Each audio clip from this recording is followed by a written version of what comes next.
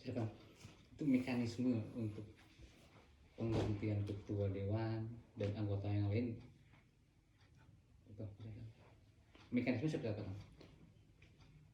Aturan terkait dengan tata tertib DPRD itu ada di dalam Undang-Undang Nomor 23 tahun 2004 tentang pemerintahan daerah, gitu ya.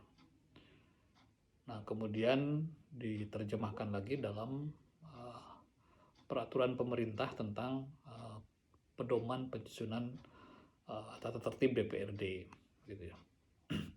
Nah, selanjutnya DPRD membuat tata tertib, gitu ya. Jadi dari segi aturan, gitu ya, tatib DPRD merujuk kepada peraturan pemerintah tentang pedoman penyusunan tata tertib. Nah, peraturan pemerintah merujuk kepada Undang-Undang Nomor 23 tentang pemerintahan daerah. Nah, ya, sepanjang yang saya ketahui terkait dengan pergantian antar waktu, baik anggota maupun pimpinan DPRD, gitu. Sebenarnya DPRD itu hanya menindaklanjuti karena otoritasnya ada di partai politik, gitu ya. Jadi dalam hal ini, jika partai politik berniat untuk mengganti anggota DPRD atau pimpinan DPRD, ya tentu cukup melayangkan surat, gitu ya, kepada DPRD melalui alat kelengkapan DPRD yang ada, gitu ya. Dalam hal ini adalah melalui fraksinya, gitu ya. Nah, hanya tentu saja memang terkait berbeda antara pergantian anggota dengan pergantian pimpinan. Nah, kalau terkait dengan pergantian anggota DPRD itu memang aturannya tidak sesederhana mengganti pimpinan, karena salah satu syarat anggota DPRD itu berhenti, gitu ya, di samping karena meninggal dunia, mengundurkan diri, atau terlibat tindak pidana, dan tidak lagi memenuhi aturan sebagai anggota, gitu ya. Nah, itu kan syarat mengundurkan atau digantinya seorang anggota DPRD. Tapi kalau untuk pimpinan DPRD, sesungguhnya ya tidak ada ketentuan yang mengatur kapan itu seorang anggota pimpinan DPRD itu diganti, itu karena pimpinan DPRD itu kan berdasarkan penunjukan partai politik, gitu, berdasarkan urutan pemenangnya, gitu ya, ketua DPRD, gitu ya, wakil ketua DPRD khususnya, gitu ya, itu penunjukan dari partai politiknya, gitu ya.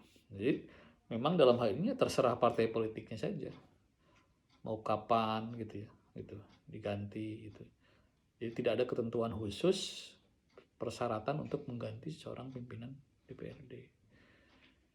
Jadi kalau misalnya ada partai politik yang berniat untuk mengganti kadernya yang menjadi pimpinan DPRD, ya tinggal dilayangkan saja suratnya, gitu ya. Biasanya berbentuk surat keputusan, gitu ya. Nanti oleh fraksinya diteruskan kepada pimpinan DPRD melalui sekretaris DPRD. Nah, nanti surat SK tersebut yang diberi pengantar oleh fraksi itu tinggal dijadwalkan oleh Bamus, karena langkah berikutnya adalah diumumkan dalam paripurna. Jadi sifatnya diumumkan, gitu ya, bukan mendapat persetujuan, gitu ya, diumumkan saja dalam rapat paripurna, gitu ya. Nanti setelah diumumkan dalam rapat paripurna yang jadwalnya ditentukan oleh Bamus tadi, gitu ya, selanjutnya DPRD, gitu ya, karena terkait dengan administrasi pimpinan, gitu ya, harus mendapat SK gubernur, maka oleh pimpinan DPRD gitu ya disampaikan kepada gubernur melalui bupati untuk mendapat pengesahan. Nah, nanti ya berproses, nanti turun SK gubernur tentang pemberhentian pimpinan yang lama diganti dengan pimpinan baru, ya dilantik. Dan yang melantiknya adalah kalau ketua DPRD itu ketua pengadilan negeri. Tapi kalau kalau pimpinan pengadilan negeri gitu ya, semuanya baik wakil maupun ketua gitu ya. Dan saya kira selesai gitu ya, mekanismenya sederhana begitu. Gitu. Tidak ada hal-hal yang rumit kalau sudah masuk di DPRD gitu ya. Gitu. Artinya suratnya sudah diterima oleh Sekwan, dibahas oleh Bamus, diagendakan paripurna, diumumkan di paripurna. Nanti setelah diumumkan, diajukan ke gubernur melalui bupati untuk pengesahan, mendapatkan SK. Selesai gitu ya. Itu kewenangan fraksi hanya sebatas memberikan surat pengantar, atau boleh seperti tadi kita bahas sampai dalam tanda kutip mendikte untuk Bamus dilaksanakan hari esok atau tanggal sekian. Ya, fraksi itu memang bukan alat kelengkapan DPRD. Fraksi itu kan kepanjangan tangan partai di DPRD. Nah, tentu saja dalam hal ini fraksi meneruskan surat dari partai politik. Jadi karena memang tidak ada mekanisme hubungan atau jalur antara DPRD dengan partai politik gitu ya. Nah, yang menjembatani itu adalah fraksi. Nanti dalam hal ini memang fraksi ya sifatnya meneruskan saja apa yang diputuskan oleh partai politiknya gitu ya, untuk ditindaklanjuti di dalam mekanisme DPRD gitu ya. Nah, saya kira terkait dengan permintaan apakah misalnya ingin diparipurnakan segera gitu ya, saya kira normal saja gitu ya. Ini keinginan kan gitu ya. Toh nanti juga dibahas di dalam Bamus gitu ya. Penjadwalannya biasanya disesuaikan dengan kegiatan yang lainnya gitu ya. Karena biasanya Bamus membuat jadwal setiap 2 minggu sekali, atau kalau tidak salah atau 1 bulan sekali gitu ya, untuk kegiatan-kegiatan DPRD itu teragendakan. Jadi misalnya kalau Bamusnya kebetulan memang ada paripurna terdekat gitu ya, bisa saja gitu ya. Atau mungkin karena dipandang sangat urgent, diadakan paripurna khusus untuk ini gitu ya. Bisa saja gitu, tergantung Bamus saja itu. Tapi biasanya untuk hal-hal seperti ini kan sifatnya pengumuman. Itu biasanya bersamaan dengan agenda yang lain. Misalnya ada penetapan Perda atau apalah gitu ya. Nanti di akhir biasanya ada pengumuman tentang surat dari fraksi tentang pergantian anggota atau pergantian pimpinan, termasuk juga pergantian alat kelengkapan DPRD. Tapi apakah itu bisa ditafsirkan sebagai intervensi fraksi terhadap mekanisme Bamus yang semestinya dijalankan sesuai prosedur gitu? Oh enggak, saya kira enggak intervensi. Orang meminta menyampaikan keinginan gitu ya, bukan intervensi gitu ya. Ya, jadi kalau misalnya fraksi menginginkan agar diagendakan dalam Bamus tanggal sekian, karena mungkin juga fraksi tahu bahwa tanggal sekian itu ada Bamus gitu ya, dan nanti juga kan si fraksi tersebut ada di dalam Bamus itu gitu ya. Saya kira nggak masalah, itu sebuah keinginan, nanti kan tinggal nanti bagaimana Bamus meresponnya saja gitu ya. Artinya bagaimana mereka merespon surat DPR. Karena Bamus juga tidak punya kewenangan untuk lebih jauh melihat surat itu kan gitu ya. Kayak Bamus itu kan nanti tinggal mengagendakan saja. Gitu ya. Gitu. Kalau sudah berbentuk keputusan begitu kan DPR tidak punya kewenangan apa-apa, itu otoritas partai. Gitu ya. Kalau misalkan ketua dewan memberikan instruksi kepada Sekwan untuk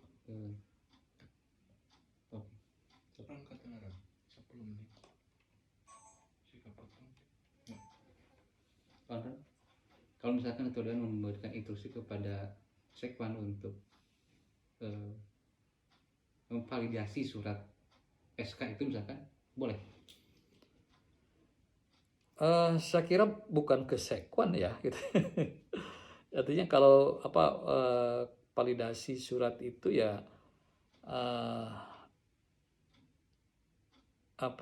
nanti di Bamus itu kan mungkin diminta juga klarifikasi apakah memang ini sudah memenuhi ketentuan surat dari partai ini gitu ya misalnya begitu. Nanti kalau ada keraguan tentang surat itu, saya kira ketua dewan bukan meminta sekretaris dewan, tapi karena begini, posisinya kan dia yang nanti akan dirugikan dengan surat itu, gitu ya. Nah, semestinya dia sendiri yang meminta klarifikasi ya ke pimpinan partainya, gitu ya. Karena jangan melibatkan setwan, gitu ya. Setwan itu kan hanya meneruskan untuk masuk ke dalam wilayah administrasi pemerintahan, gitu ya. Kalau soal keotentikan dari SK itu ya itu internal. Jadi dalam hal ini misalnya tadi pihak yang akan diganti itu merasa tidak yakin dengan itu ya dia coba klarifikasi gitu ya kepada partainya. Kita berpijak pada kasus yang terjadi di kabupaten. Fraksi Gerindra itu mengirimkan surat berturut-turut tanggal 15, tanggal 16 dan tanggal 17 diminta untuk menggelar Bamus. Nah, itu proses politik yang biasa-biasa saja atau yang tidak wajar? Kita bicara tentang spektrum yang lebih luas itu, Pak. Ya, memang politik itu kan di partai itu dinamikanya tinggi gitu ya. Kalau saya sih melihat suatu hal yang lumrah saja gitu ya. Gitu. Negara saja pernah kok mengangkat menteri hari ini besoknya dibatalkan kan gitu ya. Jadi dalam hukum administrasi negara itu kan suka ada klausul bahwa gitu, jika terdapat kekeliruan di dalam penetapannya maka akan diperbaiki sebagaimana mestinya kan, selalu ada klausul itu. Jadi dalam hukum administrasi negara, hukum tata negara nggak ada problem saya kira itu ya. Kalau memang keliru ya diperbaiki gitu ya. Kalau bicara tentang fakta bahwa SK ya dari DPP, karena kita tentang bicara tentang PAW ketua dewan dan itu sudah terverifikasi palsu. Nah, entah siapa yang membuat surat palsu itu, cuman kalau kita bicara dalam konteks pendewasaan kita dalam berdemokrasi ya, itu hal yang baik kan? Ya, pertama saya tidak bisa menilai tentang hal itu gitu ya. Artinya itu mah urusan partai politik masing-masing begitu ya. Kalaupun terjadi yang seperti itu di partai politik, pertama kan ada mekanisme internal partai politik untuk penyelesaiannya. Karena undang-undang parpol sudah mengamanatkan tentang adanya mahkamah partai. Kan itu bisa diselesaikan kalau terjadi kekisruhan, konflik atau hal-hal yang misalnya tadi bertentangan satu sama lain, silakan diselesaikan melalui mahkamah partai. Nah, kecuali kalau nanti keputusan mahkamah partai tidak memuaskan para pihak yang bersengketa, itu bisa masuk ke pengadilan negeri gitu ya, pengadilan umum gitu ya. Tapi terkait dengan dinamika seperti itu, saya sih menilai suatu hal yang biasa di partai politik gitu ya. Dinamika tinggi, ada perbedaan pendapat, perbedaan sikap, itu suatu hal yang lumrah saja. Dan setiap partai politik pasti punya mekanisme untuk penyelesaian konfliknya gitu ya. Yang secara formal diatur tadi ada yang disebut dengan mahkamah partai politik gitu. Termasuk menempuh jalan entah siapa yang membuat surat palsu itu. Ya, artinya apakah itu hal yang wajar juga? Ya iya, itu bagian dari mekanisme penyelesaian masalah gitu ya. kalau dipandang bahwa ini ada masalah tentang keotentikan suatu surat, gitu ya. Pertama tentu yang akan mempertanyakan itu adalah pihak yang merasa dirugikan dengan kehadiran itu, dengan kehadiran surat itu, kan itu yang pertama akan mempersalahkan. Nah, kemana mereka mempermasalahkannya? Ya, saya kira terhadap si pembuat surat itu, gitu ya. Nah, jadi sangat sederhana dan betul-betul itu menjadi wilayah internal mereka, gitu ya. Kita siapapun di luar partai yang bersangkutan tidak punya akses untuk dan tidak boleh masuk ke dalam wilayah mereka, gitu ya. Mereka kan punya otoritas sendiri, gitu. Nah, kalau bicara dalam konteks pendewasaan berdemokrasi, hal-hal seperti itu, membuat surat-surat palsu, entah siapa yang membuat, itu tetap dianggap hal yang wajar. Ya, kalau soal palsu memalsukan itu kan saya kira norma kita juga mengatur, gitu ya. Pokoknya sih saya berpandangan kalau yang palsu-palsu itu kan kurang bagus lah, gitu ya. Ada kulit palsu ini Pak, yang palsu-palsu itu kurang bagus lah, gitu ya. Apalagi untuk dalam praktek bernegara, gitu ya. Masa harus menggunakan hal-hal yang palsu, gitu ya. Dan kalau memang ada tarikan kepentingan, apa mesti dengan memalsukan, gitu ya. Saya kira memang ini dalam konteks budaya kita saja, norma yang umum yang kita anut ya tentu saja tidak baik, gitu ya. Tapi saya memandang bahwa terkait dengan hal ini, ya, saya kira perbedaan kepentingan yang kemudian mengakibatkan adanya seperti ini, gitu ya. Saya yakin ini akan punya cara mereka menyelesaikan tentang problematika ini, gitu ya. Kalau saya sih nggak terlalu serius menanggapi kayak begini, gitu ya. Artinya ya silakanlah itu mah di internal partai, gitu ya. Kalaupun misalnya nanti terkait dengan penilaian publik, ya masyarakat kita udah dewasa kok, gitu ya, menilai hal-hal seperti itu. Ya silakan aja kembalikan kepada masyarakat untuk apakah hal-hal seperti ini misalnya tadi dikatakan biasa atau suatu hal yang luar biasa, gitu ya. Kembali masyarakat punya standar untuk menilai sebuah keputusan dari partai politik, gitu. Ya, lebih tertarik kita bicara lebih dalam spektrum yang lebih luas dalam pendewasaan kita dalam bernegara, dalam berdemokrasi. Di satu sisi yaitu urusan internal mereka, apapun yang akan mereka lakukan ya itu hak mereka. Tapi di sisi lain ada, katakan seperti kalian tadi, ada norma yang ternyata dilanggar, membuat palsu-palsu. Nah, harapan akan terkait kepada para politisi itu untuk mendewasakan masyarakat dalam bernegara dan berdemokrasi seperti apa kan? Ya artinya begini, ini kan tidak terlepas dari proses pendidikan politik, gitu ya. Nah, salah satu fungsi partai politik itu adalah melakukan pendidikan politik kepada warga, kepada masyarakat, gitu ya. Nah, tentu saja sebaiknya masyarakat memperoleh sajian sosialisasi politik yang bagus, gitu ya, yang ya dicontohin lah, gitu ya. Itu saja sih tuntutan kita sebagai warga terhadap partai politik, gitu ya, agar mereka mampu menjalankan fungsinya dengan baik, gitu ya. Karena ini kan partai politik itu adalah lembaga yang memproduksi pejabat-pejabat politik, pejabat publik, gitu ya.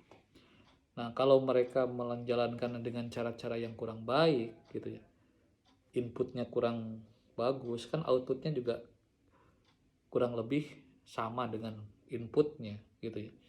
Nah, sehingga gitu ya, itu yang kemudian akan mengakibatkan nanti kalau prosesnya tidak bagus, inputnya kurang baik, sehingga menghasilkan pejabat yang tidak kredibel. Nah, akhirnya kan nanti kita juga khawatir keputusan-keputusannya juga eh, tidak bagus juga gitu ya, dan kemudian ya masyarakat menjadi korban. Dan jika demikian maka jangan salahkan juga kalau nanti suatu saat masyarakat akan menghukumnya gitu ya. Ya, hukuman yang paling rasional di dalam proses politik itu kan dengan cara tidak memilihnya lagi di dalam pemilu gitu ya. Nah, itu harus disadari oleh semua partai politik. Jadi gunakanlah cara-cara yang elegan gitu ya, cara-cara yang mendidik, karena semua sekarang itu mudah ditonton oleh publik. Tidak ada sesuatu yang sulit disembunyikan gitu ya. Sekarang mudah terbuka gitu ya. Apapun tindakan-tindakan yang dilakukan oleh individu atau oleh lembaga partai politik dengan sangat mudah dan dengan sangat cepat masyarakat akan mengetahuinya gitu ya. Dan tentu saja masyarakat punya keputusan nanti untuk menilai apakah ini amanah gitu ya, apakah ini baik untuk dilanjutkan. Saya kira itulah esensi dari berdemokrasi ya, dari kita selama ini. tambahan. Kak,